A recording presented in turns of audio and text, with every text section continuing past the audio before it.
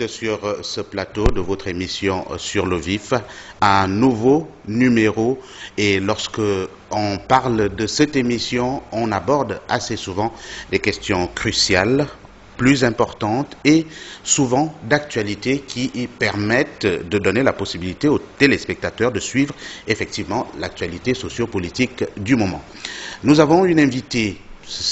On casse un peu le rythme. C'est une dame, vous allez la voir tout à l'heure. Je ne vous la présente pas, vous la verrez tout simplement. Et c'est une dame, peut-être que vous devinerez, qui fait aujourd'hui l'actualité effectivement du fait simplement qu'elle a suscité, on va le dire entre griffes, la colère de l'exécutif, du chef de l'exécutif lui-même, qui a tout simplement décidé de porter plainte au tribunal de première instance de Libreville contre cette dame pour, dit-on, diffamation.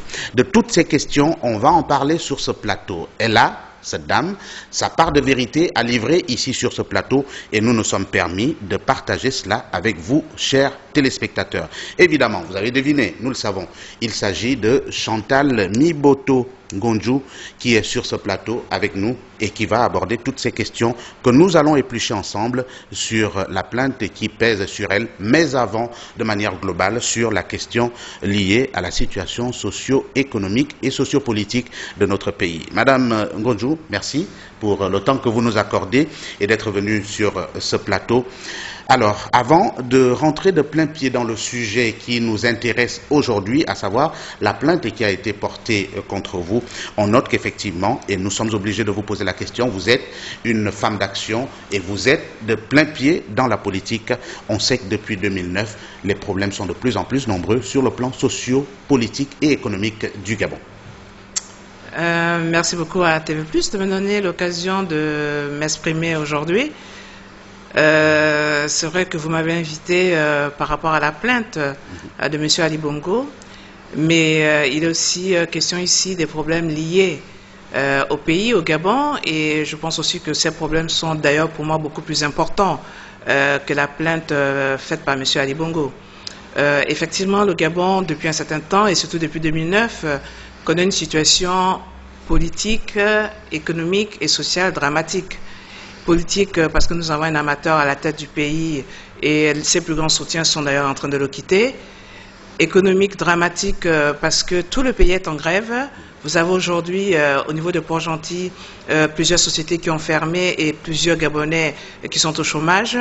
Social parce que les problèmes sociaux deviennent de plus en plus cruciaux entre les inondations, l'incapacité des Gabonais à se soigner, etc., etc. Donc la situation ne fait que s'empirer, mais en réalité elle s'empire parce que tout simplement nous avons à la tête du pays un amateur, quelqu'un qui ne sait pas faire la différence entre le jeu et les enjeux et qui pense que bon, à partir de sa PlayStation, il peut diriger le Gabon. Voilà le véritable problème que nous avons aujourd'hui. Voilà, le véritable problème que nous avons, c'est effectivement faire la différence, comme vous le dites si bien, entre le jeu et les enjeux. Et on note que les enjeux, ils sont majeurs au niveau du Gabon. Et en tant que femme politique, cela vous a emmené évidemment à entrer comme militante et comme cadre d'ailleurs d'une formation politique qui naît effectivement au lendemain de l'élection présidentielle anticipée de 2009. Une formation politique qui avait, ou du moins qui a pour ambition de trouver des solutions aux problèmes qui se posent au niveau du Gabon et qui tend vers l'alternance et qui prône l'alternance au sommet de l'État. Parlez-nous-en un peu, puisque vous êtes cadre dans cette formation politique. Ben, je suppose que vous voulez parler de l'Union nationale. L'Union nationale. L'Union nationale, c'est un parti qui est né effectivement au lendemain des élections présidentielles. L'Union nationale est née à partir de la rencontre de deux hommes, André Mbaobam et Zakaria Miboto. L'Union nationale, c'est la fusion de trois partis, l'UGDD, le MAD et le RNR au départ.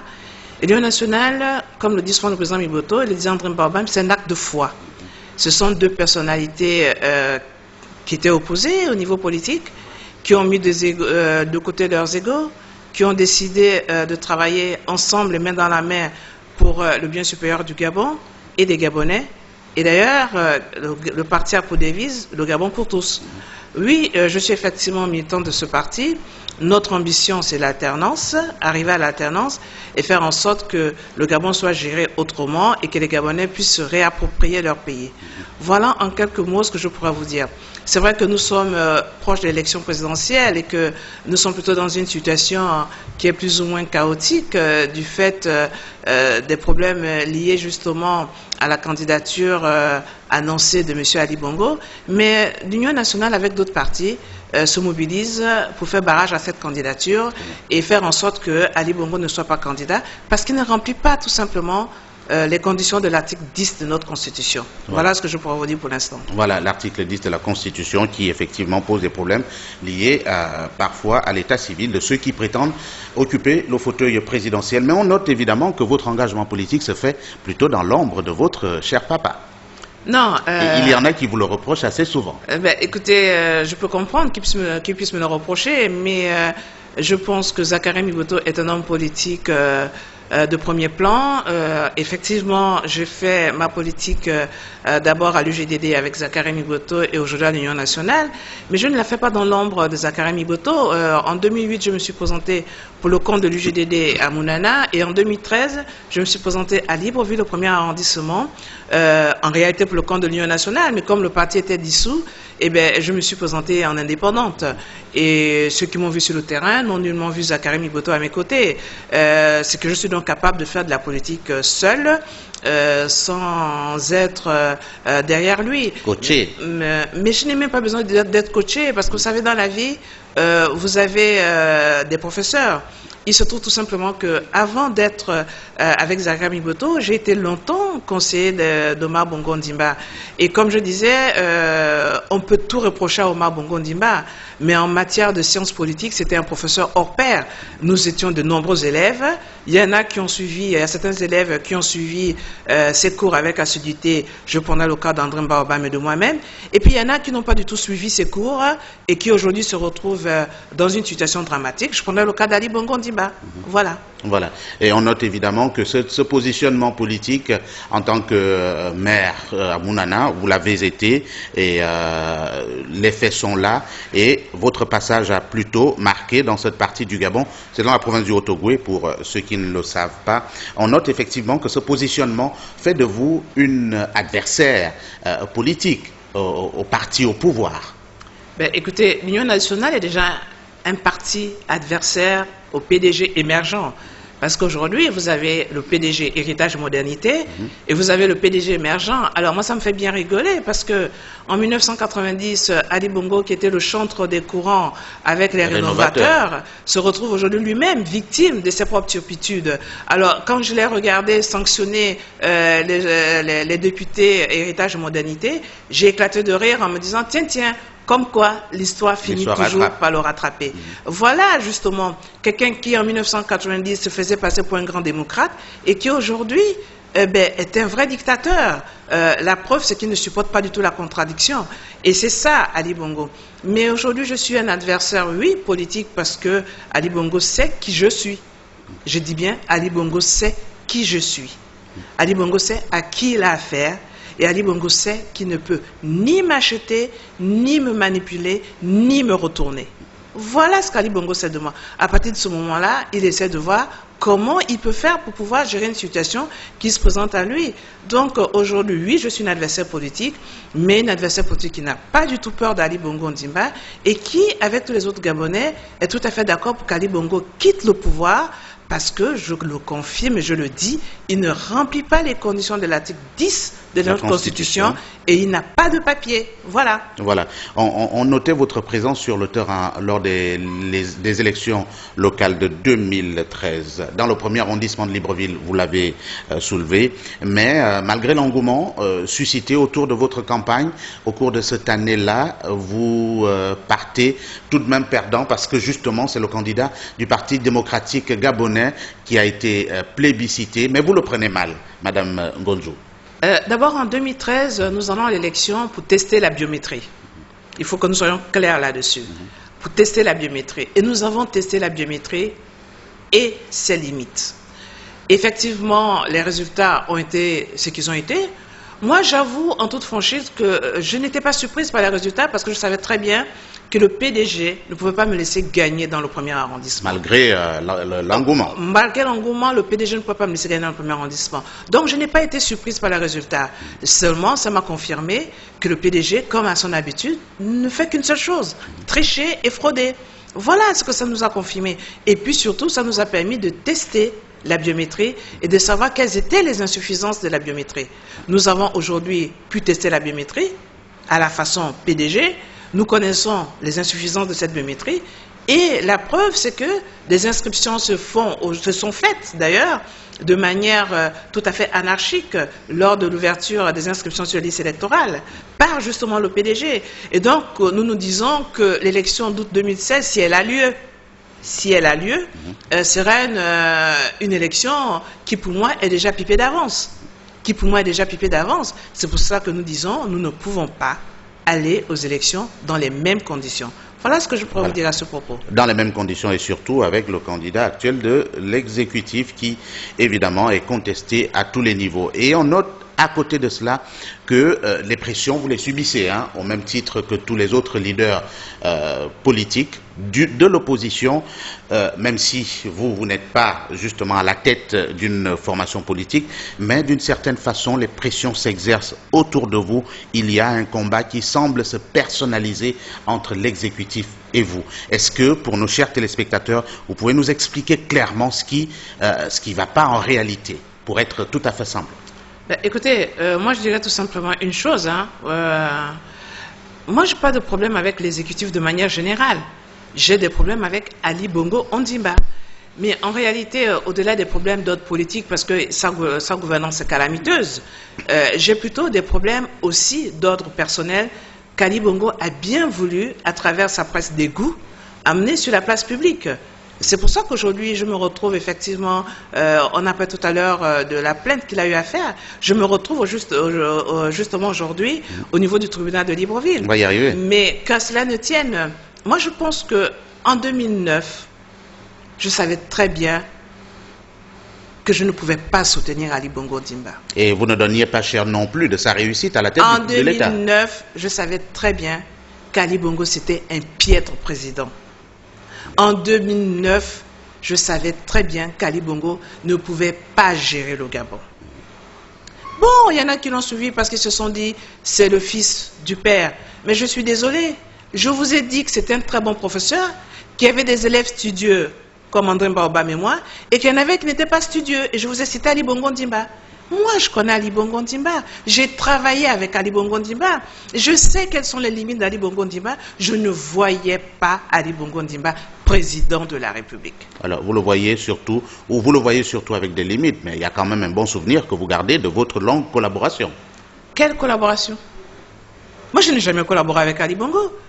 Nous étions, oui, collaborateurs d'Omar Bongo, mais nous n'avons jamais collaboré en tant que tel.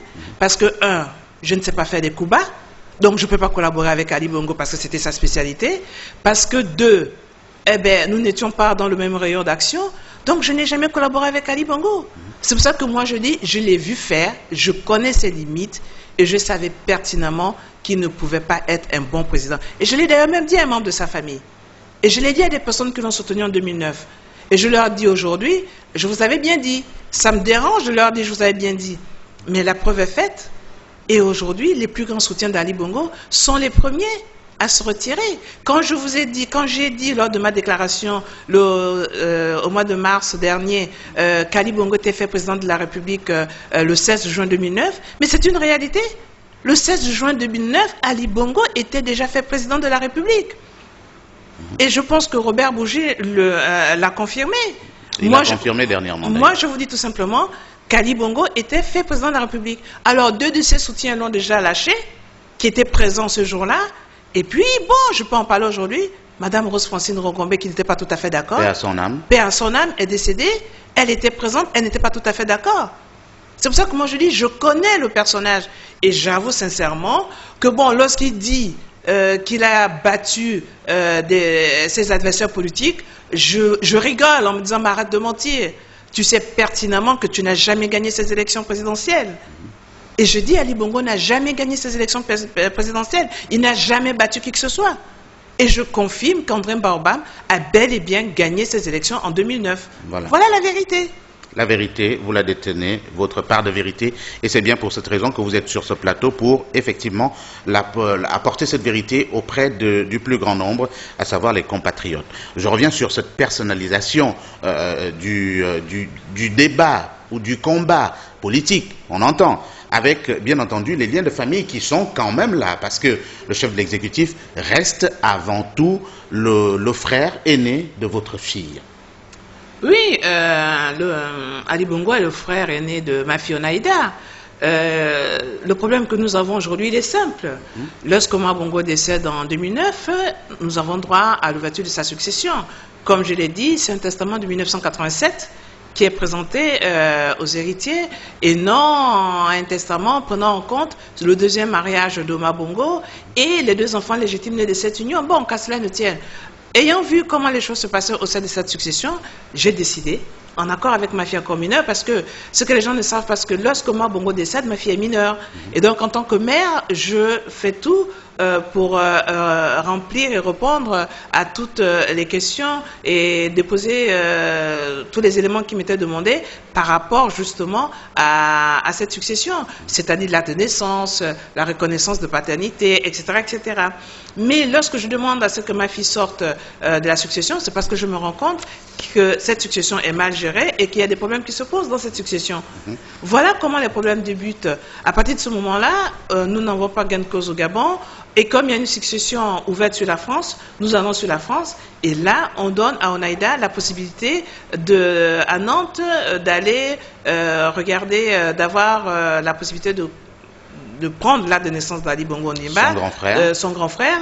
Et c'est là où nous nous rendons compte, en étant en Nantes, que nous n'avons pas son acte de naissance et nous avons tout simplement une déclaration de naissance. Voilà le véritable problème. À partir de ce moment-là, moi je ne demande qu'une seule chose, c'est qu'Ali Bongo donne son acte de naissance pour pouvoir permettre à Onaïda de quitter cette succession, de sortir de cette succession, et que ça ne compte pas lui soit calculé. Mais qu'à cela ne tienne, lorsque nous commençons nos démarches et tout, nous n'avons pas l'acte de notoriété. Et c'est dans l'acte de notoriété qu'il est clairement dit que tout, et ce n'est pas clairement dit, je l'ai lu, et je l'ai même là avec moi, tous les héritiers avaient donné leur acte de naissance. Le seul qui n'avait pas pu donner son acte de naissance, c'était Ali Bongo Ondimba. Voilà la réalité. Malgré cette demande, il vous est reproché justement cette instrumentalisation de votre enfant. Est-ce que le fait que Onaïda Maïcha Bongo Ondimba ait été mineure à cette période-là, c'est l'occasion peut-être de le repréciser ici, est-ce que c'est le fait d'avoir été mineure qui vous pousse, vous, à la soutenir? Moi, je ne vois pas quel est le parent qui ne peut pas soutenir son enfant. Nous sommes d'accord? J'ai porté ma fille pendant 9 mois.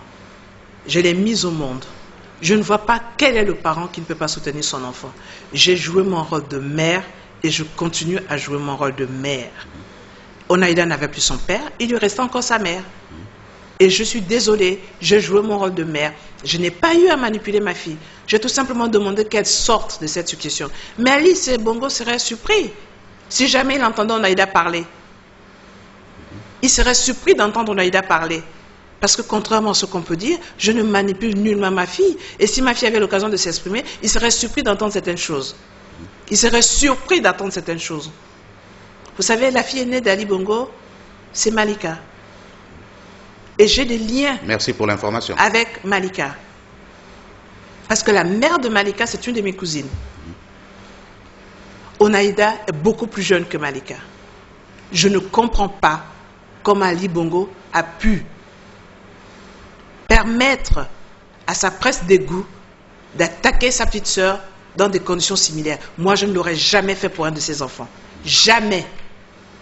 Je ne l'aurais jamais fait. Et à partir de ce moment-là, je me demande qui j'ai en face de moi. Un grand frère responsable? Non, pas du tout. Un père responsable? Encore moins. Un chef de famille responsable? Alors là, sûrement pas. Un chef d'État? Si on veut. Oui, puisque de toute façon, il a la tête du pays, un chef d'État, mais pas du tout compétent et véritable amateur. Naissent par la suite justement les procès qui n'en finissent plus entre maître Éric Moutet, qui évidemment est l'avocat conseil de Onaïda justement, et maître Dumont-Begui, où une campagne de communication s'est engagée autour de cette affaire de succession d'abord, mais en plus sur le fait de cet acte de naissance. Comment vous vivez cette situation? Moi, ce que je trouve dommage, c'est que Nantes a été claire. Nantes a donné le droit à Onaïda d'avoir accès à l'acte de naissance. Onaïda a eu l'accès à une déclaration de naissance et qui ne répondait nullement au format utilisé en 1959. Premièrement. Au moment où le Gabon appartenait à l'Afrique équatoriale française. Exactement. Nullement. Un. Deuxièmement, il était dit qu'Onaïda, si elle se rendait compte qu'il y avait un souci, pouvait se constituer partie civile. Et c'est ce que Maître Éric Moutet a fait. Le procureur de la République de Nantes, dans un courrier daté du 2 février, a bien dit, et je l'ai là ce courrier, je vais pouvoir vous le lire si vous me permettez. Allez-y. Un courrier bien entendu que Maître Moutet, rappelons simplement qu'il est l'avocat de Onaïda Maïcha Bongo Ondimba dans cette affaire de succession de la famille de feu Omar Bongo Ondimba, une succession qui a été, dont la liquidation devait commencer depuis au lendemain de 2009 bien sûr, mais qui poserait toujours problème à ce jour. Alors, je vais vous lire ce courrier parce que vous voyez, c'est tout simplement marqué « Cour d'appel de Nantes ». Tribunal de grande instance de Nantes, le procureur de la République, suivi de la référence à rappeler. Nantes, le 2 février 2016, le procureur de la République à Maître Éric Moutet. Affaire Onaïda Bongo Ondimba contre X. Numéro du parquet 16/022-72. Maître, j'ai l'honneur de porter à votre connaissance que j'accuse réception de votre plainte. Je vous saurais gré de bien vouloir me préciser les éléments qui pourraient permettre au parquet de Nantes de retenir sa compétence. Il apparaît en effet que les faux et usages de faux ont été accomplis au Gabon à la faveur de l'ouverture de la succession. Je vous prie d'agréer, maître, l'expression de ma considération. Le procureur de la République, Brigitte Lamy. Ce courrier est daté du 2 février 2016. En tout début d'année. En début d'année. Le 19 février 2016. Que s'est-il passé? Le procureur de la République à Maître Éric Moutet. Affaire Onaïda Bongo Ondimba contre X. Maître. Numéro de référence 190 CAP 16B52, numéro paquet 16022-72. Maître.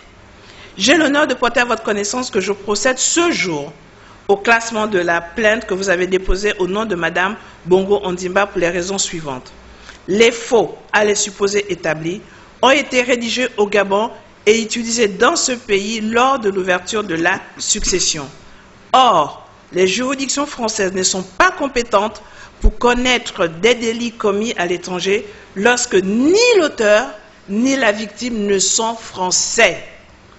L'agent du service central d'état civil qui a délivré l'acte à Mme Bongo Ondimba n'a fait que délivrer une copie de l'acte conforme à celui conservé depuis 1960 dans son service. Cette opération ne peut recevoir une qualification pénale. Il apparaît que pas que des actes litigieux aient été présentés lors de la rédaction du testament de M. Bongo à Nice. Ce testament a par ailleurs été rédigé en 1987. Je vous prie d'agréer, maître, l'expression de ma considération. Moi, je vois Maître Dumont se taguer que la plainte a été classée. Très bien, la plainte a été classée. On allait en venir, j'allais vous poser la question. Parce qu'à la suite de ces courriers, il y a eu pas mal d'interprétations autour. D'où la réaction de Maître Dumont-Begui, qui est l'avocate du chef de l'exécutif. Non mais attendez, vous avez vu Maître Dumont-Begui d'abord sur Gabon Télévision. C'est de cela dont on parle. Ben, exactement. Sur Gabon Télévision, moi j'étais sur la France, mais j'ai pu suivre après sur YouTube. Maître Dumont-Begui est venu faire, excusez-moi, raconter des fadaises, moi comme je dis, aux Gabonais. Maître Dumont-Begui est non seulement avocat d'Ali Bongo, mais elle fait en même temps de la politique, elle est son conseiller en communication, elle fait beaucoup de choses. Et elle parle de tout, puisqu'elle est partie d'Onaïda à Chantal, de Chantal à Zachary Miboto, elle a mélangé avec tout ce qui était politique, alors qu'au départ, il était tout simplement question de faire sortir Onaïda de la succession, et elle a emmené ce problème sur le plan politique. Pourquoi l'a-t-elle emmené sur le plan politique, mais n'a pas rendu service à son client?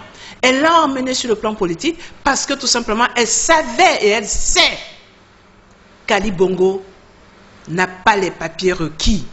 Elle sait qu'Ali Bongo n'a pas de papiers en règle. Aussi, parce que vous semblez le savoir. Si elle le savait, si elle les avait, elle aurait dû ce jour-là montrer au peuple gabonais, dans les studios de Gabon Télévision, l'acte de naissance d'Ali Bongo Ondimba. Et c'est à la suite justement de cette déclaration de Maître Dumont-Begui à la télévision publique gabonaise que vous décidez le 19 mars dernier de faire votre déclaration, puisqu'elle était annoncée des jours à l'avance. Et on doit dire que c'est une déclaration qui était fortement attendue par les Gabonais. Et c'est du moins ce qui semble aujourd'hui avoir causé des troubles encore entre les rapports, on va dire, familiaux qu'il y a entre vous et le chef de l'exécutif.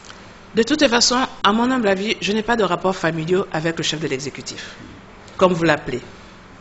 Ali Bongo Ondimba est certes le frère de ma fille, mais depuis que Omar Bongo est décédé, Ali Bongo Ondimba n'a jamais vu Onaïda. Ça peut vous surprendre. Ça nous surprend évidemment. Et effectivement, il ne l'a jamais vu. Vous appelez ça un grand frère? Quel rapport familial il y a? Il n'y a pas de rapport familial. Le seul lien qu'ils avaient tous, c'est Omar Bongo. Est-ce que vous lui avez permis néanmoins de rencontrer sa petite sœur? Moi, je n'interdis pas à ma fille de voir sa famille paternelle. La preuve, elle a des rapports avec certains membres de sa famille paternelle. Je ne lui interdis rien, parce que je dis toujours qu'un enfant est né d'un père et d'une mère. Un enfant a une famille maternelle et une famille paternelle. Mais Ali Bongo Ondimba n'a jamais vu ma fille en 7 ans.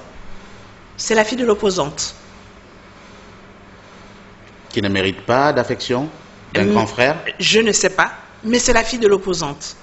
Est-ce que ma fille fait de la politique? Non. Voilà la réalité. Le chef de l'exécutif peut décider aujourd'hui, par exemple, de vouloir rencontrer sa petite sœur. Si jamais cette réaction arrivait, quelle serait la vôtre, de votre côté? Je dirais à ma fille, tu es libre de faire ce que tu veux. Si tu veux voir ton grand frère, tu le vois. Si tu ne veux pas le voir, tu ne le verras pas. Mais je n'obligerai pas ma fille à faire quoi que ce soit. Voilà. Voilà. Peut-être tenter une conciliation aussi. Hein. Mais je n'en sais rien. Mais en tout cas, moi, ce qui me concerne, je laisserai ma fille libre de faire ce qu'elle a envie de faire. Comme elle a été libre de porter plainte, comme elle est libre de continuer à aller dans cette procédure, je n'oblige ma fille en rien du tout. Voilà ce que je voudrais dire. Voilà, revenons à cette déclaration du 19 mars qui semble vous causer pas mal de problèmes aujourd'hui, puisque c'est à la suite de cette déclaration que le pouvoir a fait intervenir la contre-ingérence. Autrement dit, l'OB2 pour une plainte, une convocation, qui vous a été déposée à votre domicile. Et si on revenait sur cet épisode? Écoutez, à la suite de ma déclaration du 19 mars, le 21 mars, le Maïcha a été scellé. 2 jours plus tard. 2 jours plus tard. Avec un redressement fiscal de plus de 4 milliards 200 millions de francs CFA. C'était déjà arrivé au Gabon auparavant? Mais je ne sais pas, pour une structure n'ayant que 21 chambres. Très bien. S'il vous plaît. Sans négociation ni quoi que ce soit. Avec des vices de forme et de procédure incroyables. Le Maïcha a été scellé. C'est l'occasion pour moi d'attirer l'attention des responsables de la DGI, parce que je le dis ici sur ce plateau et je confirme que les ordres sont bel et bienvenus de M. Mexan à Crombessi. Je le confirme, j'affirme, hein, et je sais pourquoi j'affirme. Mais ils ont passé me faire mal, non. J'ai mal, oui. Mais pour mes employés qui sont des Gabonais, qui se retrouvent aujourd'hui au chômage, qui n'arrivent plus à régler leur loyer, dont les bailleurs sont en train de mettre à la rue. Voilà pourquoi j'ai mal. Parce que ce sont des Gabonais qui aujourd'hui se retrouvent dans une situation difficile. Et lorsque j'entends parler d'égalité de chance, je rigole. Quelle égalité de chance? Je suis la seule structure 100% gabonaise de cette envergure, le Maïcha, créée par une compatriote gabonaise. Je n'ai eu droit à aucun, je ne demande pas des faveurs, hein. Je n'ai eu droit à aucun des avantages donnés aux autres têtes de la place. Parce qu'il y a une ordonnance qui est claire là-dessus. Je n'ai pas eu droit au niveau du Maïcha aux exonérations au niveau des impôts. Je n'ai eu droit à rien du tout. Et aujourd'hui, on me demande de payer 4 milliards 200 millions et on me fait passer pour quelqu'un qui fraude. Non, soyons sérieux. Je ne fraude pas. Mais je n'aime pas l'injustice. Et je pars d'un principe simple. Si je gêne politiquement, j'attends Ali Bongo et son équipe sur un terrain politique. Mais je refuse qu'on instrumentalise l'administration pour régler un compte à un adversaire politique. Je refuse qu'on instrumentalise l'administration pour mettre des Gabonais au chômage. Je refuse qu'on instrumentalise l'administration pour faire en sorte que ceux-là qui se donnent corps et âme à leur travail soient gênés au point de ne plus savoir comment faire leur travail.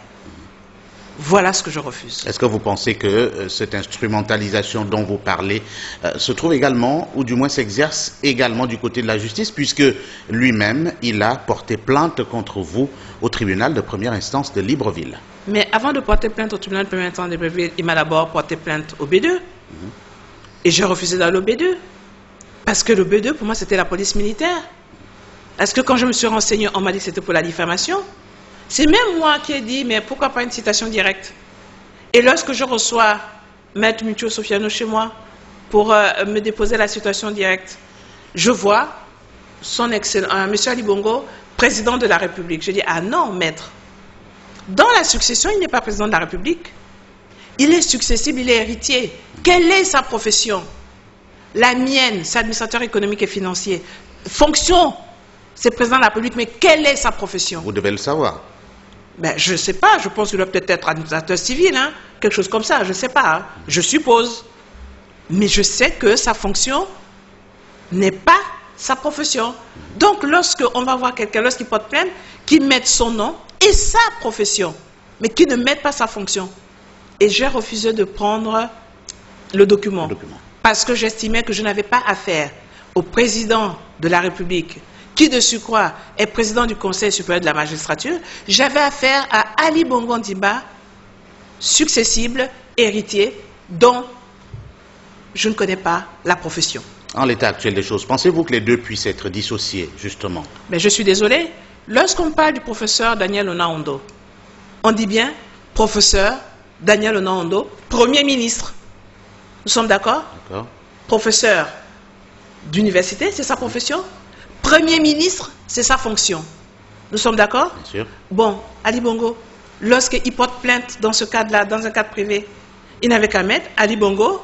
S'il est médecin, il marque médecin. S'il est professeur de droit, il marque professeur de droit. Et s'il est administrateur civil, il marque administrateur civil. Mais il ne marque rien du tout, il marque président de la République. Non, c'est une fonction. Ce n'est pas sa profession. Moi, ma profession, c'est administrateur économique et financier. Voilà ma profession. C'est tout ce que je pourrais dire. Est-ce que ça veut dire que, puisque cela semble être comme un vice de forme, est-ce que là encore, on va dire que les choses n'ont pas été faites de manière correcte et que vous n'allez pas répondre, par exemple, vous n'allez pas vous présenter au tribunal? Je me présenterai au tribunal parce que je pense qu'il est temps que certaines choses soient dites. Je me présenterai au tribunal en tant que citoyenne gabonaise. Je me présenterai au tribunal en tant que maire d'Onaïda. Et je souhaiterais qu'Ali Bongo, qui a porté plainte, se présente au tribunal en tant que citoyen gabonais, se présente au tribunal en tant que frère d'Onaïda et me dise en quoi je l'ai diffamé. Si c'est par rapport à l'acte de naissance, qui m'apporte son acte de naissance? Moi, il a déjà vu celui d'Onaïda. Je peux même amener le mien, mais j'aimerais bien voir le sien. Le vrai. Pas celui de 2009, fait par M. Akasaga. Le vrai. C'est tout ce que moi je lui demande. Parce que certaines choses doivent être dites. Certaines choses qui doivent être dites, mais vous pouvez être sûr que Maître Dumont-Begui en a encore dans dans sa cassette des informations qui peuvent évidemment vous contraindre à vous plier, par exemple, face à la justice. Puisque elle est encore passée récemment dans une chaîne de télévision française où elle a affirmé un certain nombre de choses. On imagine bien que vous l'avez suivi également. Je suis Maître Dumont Béguier, je me suis mise à rire. Je me suis rendu compte qu'elle-même, elle a dit d'ailleurs qu'elle est collaboratrice d'Ali Bongo. Et non avocate. Non, c'est son avocate, mais c'est en même temps sa collaboratrice. Très bien. Bon, mais ça les regarde. Moi, Maître Dumont Béguier, elle n'a rien à dire, parce que si elle avait quelque chose à dire, elle aurait tout simplement présenté l'acte de naissance d'Ali Bongo Ondimba. Vous comprenez? Barack Obama, quand il a eu ce problème, lui-même a présenté son acte de naissance. Si Barack Obama, président de la première puissance mondiale et des États-Unis d'Amérique, présente son acte de naissance, ce n'est pas Ali Bongo qui serait incapable de présenter son acte de naissance. Donc, Maître Dumont Béguier n'a rien à dire. Elle est en train de faire de la diversion comme son client. Voilà la réalité. C'est tout. Mais moi, j'ai peut-être encore des choses à apprendre à Maître Dumont Béguier. J'ai peut-être encore des choses à apprendre à Maître Dumont Béguier. Et je vais apprendre ces choses-là à Maître Dumont Béguier. Voilà. Comme ça, elle comprendra qui est son client. Faussaire. J'insiste. Qui est son client? Faussaire. C'est pas trop fort, ça? Ce n'est pas fort. C'est un faussaire. Et je reprends. Faux acte de naissance, faux diplôme, fausse victoire aux élections. Ce n'est rien d'autre qu'un faussaire. Nous avons un imposteur à la tête de l'État. C'est tout. Quelqu'un qui parle d'égalité des chances, lui-même devrait commencer par montrer l'exemple. Et la justice, elle doit être la même pour tout le monde. C'est tout. On a vu aujourd'hui des chefs d'État qui sont poursuivis, des anciens chefs d'État qui sont poursuivis. Donc vous savez, Ali Bongo Ondimba n'est à l'abri de rien, qu'ils se le disent. Aujourd'hui, il a peut-être son immunité de président de la République. Demain, il ne l'aura plus. En parlant de faussaire, vous continuez à diffamer.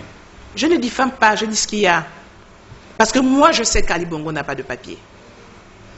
Je le sais. Et c'est justement sur ce terrain que les Gabonais vous attendaient le 19 mars dernier. Mais vous avez sans doute voilé cette partie de l'histoire, ne voulant peut-être pas choquer davantage. Je n'ai pas à choquer davantage. Je n'aime pas tout simplement qu'on ne soit pas vrai. Je n'aime pas qu'on ne soit pas vrai. Ali Bongo me poursuit pour quelque chose alors qu'il sait très bien qu'il n'a pas à me poursuivre pour ça. Mais qui me montre son acte de naissance pour me prouver que j'ai tort. Je lui dirais, d'accord, j'ai eu tort. J'accepte. Mais Ali Bongo n'a aucun élément pour me prouver que j'ai tort. Or, lui-même, il sait que je sais. Il sait que je sais. Vous le regardez droit dans les yeux, là? Je le regarde droit dans les yeux. Monsieur Ali Bongo sait que je sais qu'il n'a pas de papier.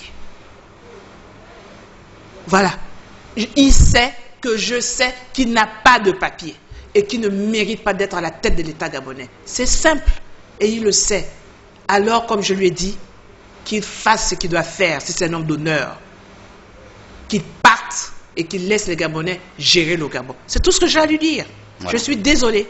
Voilà ma vérité.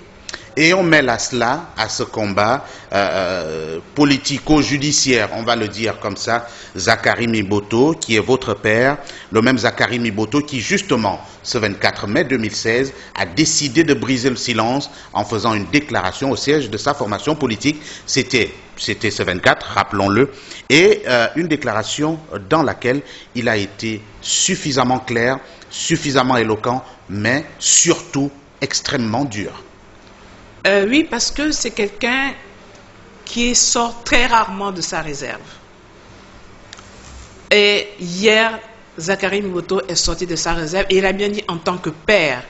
Et vraiment, je remercie le bon Dieu et je lui rends grâce, d'ailleurs, d'avoir un père tel que Zakari Miboto.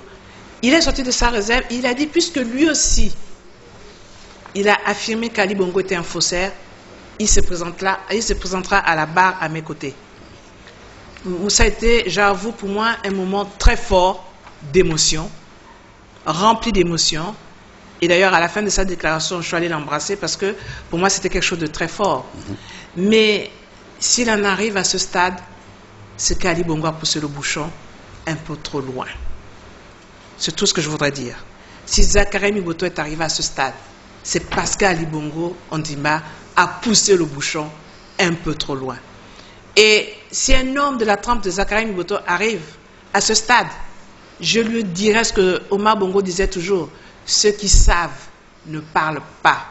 il lui a dit, viens qu'il amène son vrai acte de naissance à la barre et qu'il attend. Je me demande comment Ali Bongo va faire. Très bien. Vous serez Nous attendons.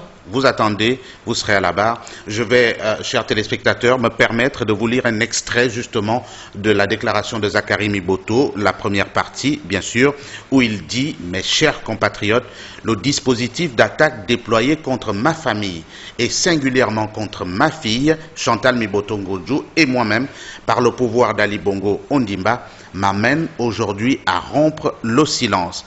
Oui, depuis quelques années, nous sommes l'objet de traitements ignobles et haineux matérialisés notamment par des articles de presse orduriers dans les journaux sous contrôle de la présidence de la République, par le harcèlement économique avec la fermeture de la résidence hôtelière Lomaïcha, par des propos calomnieux et mensongers, des menaces et des intimidations.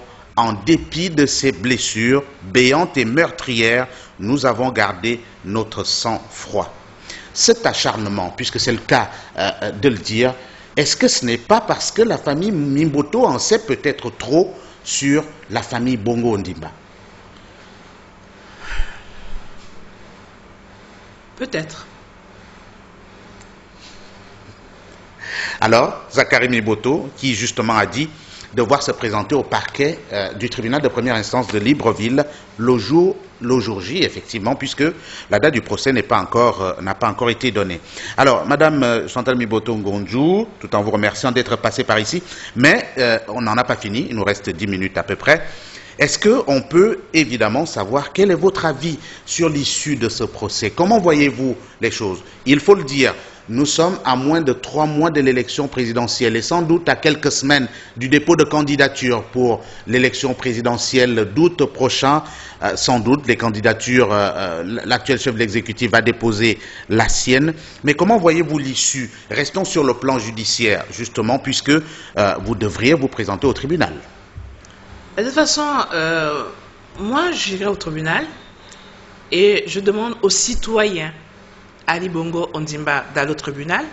À partir du moment où il s'est déclaré candidat, il sait très bien que de toutes les façons, il est considéré comme un citoyen normal.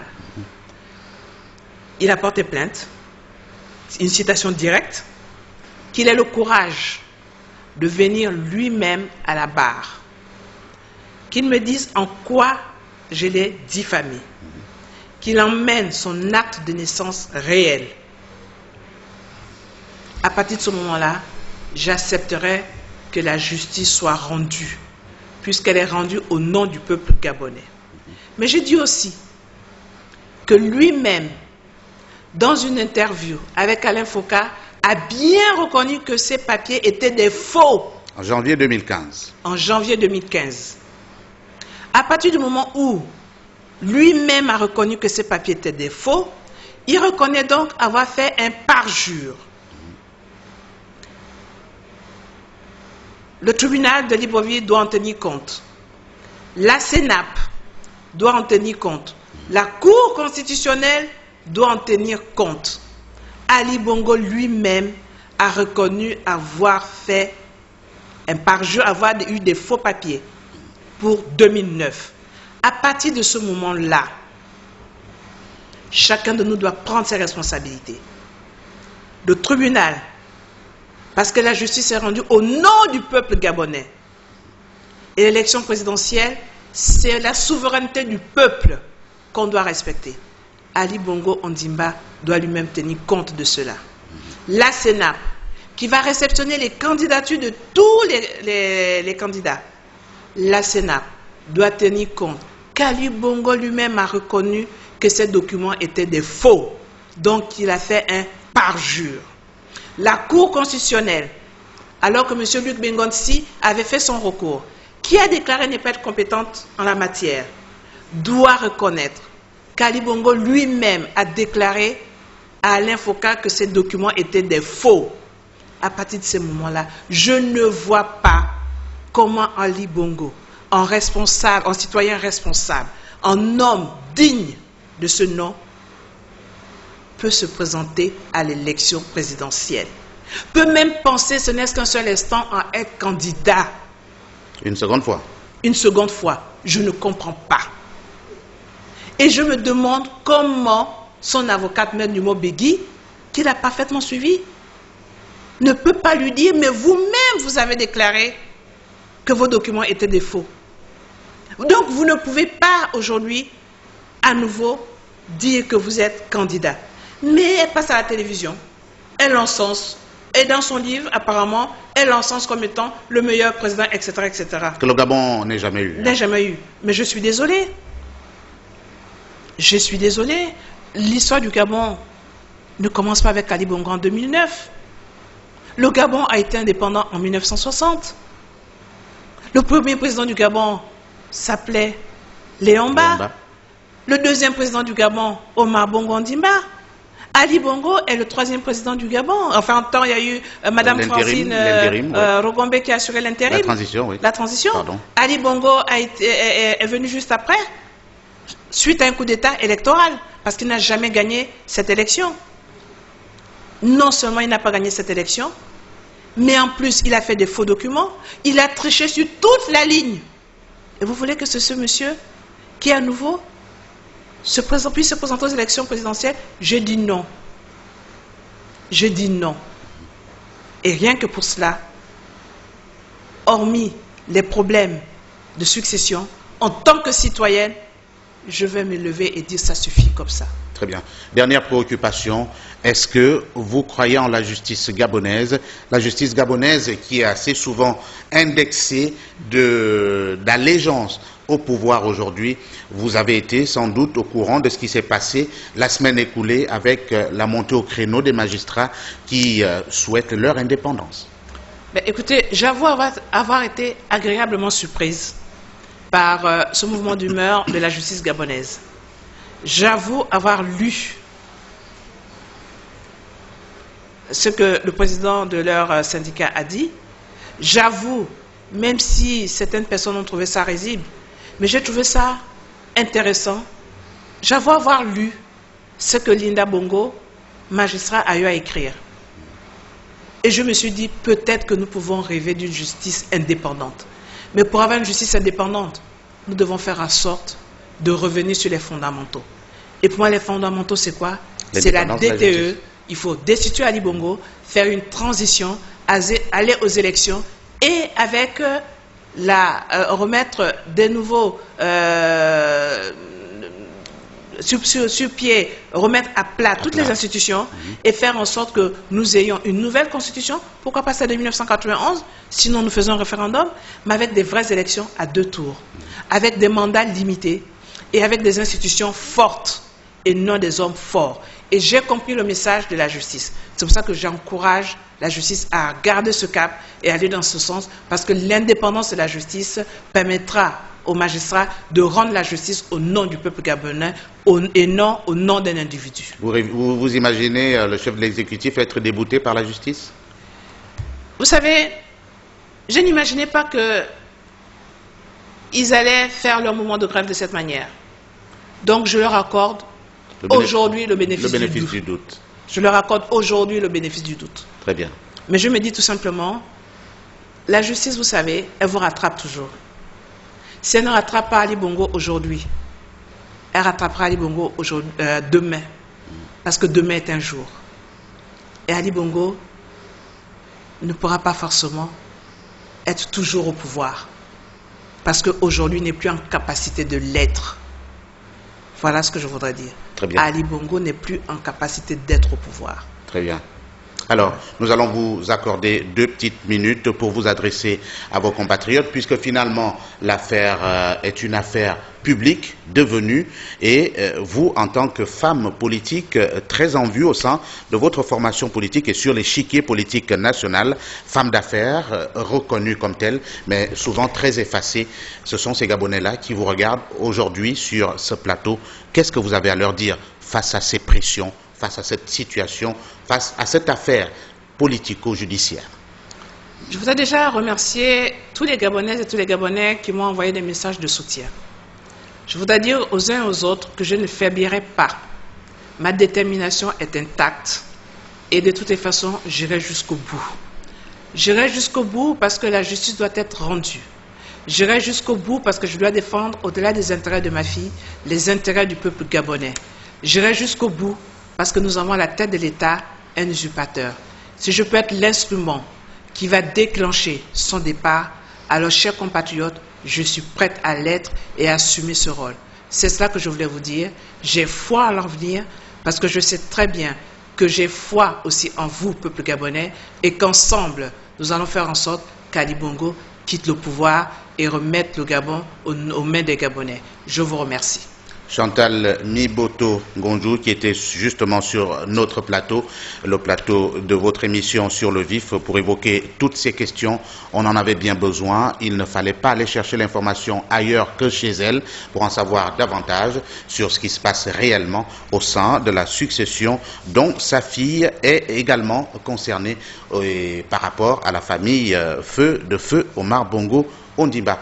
Merci de nous avoir suivis. On se retrouve très prochainement avec sans doute un autre invité pour un thème tout aussi alléchant. Merci. Merci beaucoup.